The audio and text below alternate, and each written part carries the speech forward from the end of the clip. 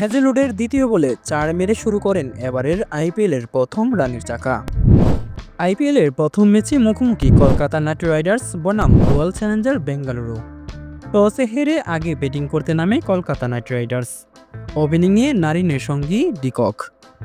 হ্যাজেলউডের দ্বিতীয় বলে ৪ মেরে শুরু করেন এবারের আইপিএলের প্রথম রানের চাকা। চতুর্থ বলে জীবন পান ডিকক, কিন্তু পঞ্চম বলে শেষ রক্ষা হয়নি।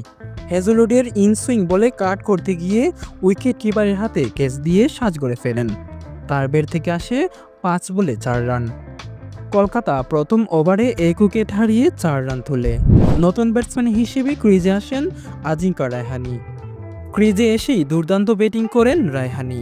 মাত্র ২৯ বলেই ৫০ রানের পার্টনারশিপ আসে দুজনের ব্যাট থেকে। কলকাতা প্রথম ৬ ওভার শেষে ১ উইকেট হারিয়ে ৬০ রান তোলে। ব্যাটিংয়ে অপরাজিত থাকেন আজিঙ্কা রায়হানে ও সুনীল নারিন। রায়হানের ব্যাট থেকে ১৬ বলে ৩৯ রান ও নারিনের ব্যাট থেকে আসে ১৫ বলে ১৭ রান। বারবার বোলার চেঞ্জ করলেও রায়হানেকে থামাতে পারেনি বেঙ্গালুরু। মাত্র ২৫ বলে আসরের প্রথম হাফ সেঞ্চুরি তুলে নেন এই ব্যাটার। রায়হানের পর তাণ্ডব শুরু করেন সুনীল নারিন। ৯ ওভারেই ১০০ রানে পৌঁছায় কলকাতা। দুজনের ব্যাট থেকে আসে ১০৩ রানের পার্টনারশিপ। ২৬ বলে ৪৪ রানে দুর্দান্ত ইনিংস খেলে সাজ করে ফেরেন নারিন। কলকাতার সংগ্রহ দাঁড়ায় ১০ ওভার শেষে ২ উইকেট হারিয়ে ১০৭ রান। নতুন ব্যাটসম্যান হিসেবে ক্রিজে আসেন ভেঙ্কটেশ আয়ার। দুর্দান্ত ব্যাটিং করা রায়হানে ফিরে যান ৩১ বলে ৫৬ রান করে। ক্রোনাল পান্ডিয়ার বলে ছক্কা মারতে গিয়ে বাউন্ডারি লাইনে ধরা পড়েন এই batter. Very expensive player Venkatesh Iyer বেশিক্ষণ টিকতে পারেননি ক্রিজে। ক্রোনাল পান্ডিয়ার বলে বোল্ড হয়ে ফিরে যান সাজগড়ে। তার ব্যাট থেকে আসে ৭ বলে ৬ রান। নতুন ব্যাটসম্যান হিসেবে ক্রিজে আসেন রিঙ্কু সিং, কিন্তু তিনিও বেশিক্ষণ টিকতে পারেননি। ১০ বলে ১২ রান করে ক্রোনালের শিকার হয়ে সাজগড়ে পথ ধরেন। রানের চাকা কিছুটা অচল হয়ে পড়ে কলকাতার।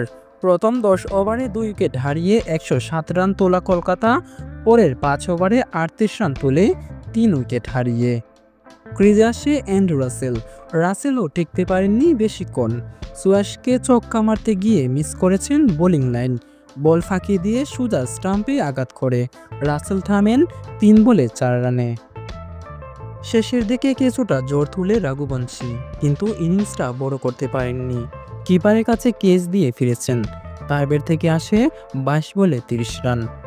প্রথম ১০ ওভারে ২ উইকেট হারিয়ে ১০৭ রান তোলা কেকেআর পরের ১০ ওভারে তুলে ৬ উইকেট হারিয়ে ৬৭ রান। শেষ পর্যন্ত কলকাতা থামে ১৭৪ রানে।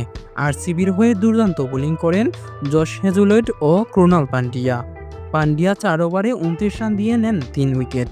হ্যাজেলউড নেন ৪ ওভারে ২২ রান দিয়ে ২টি উইকেট।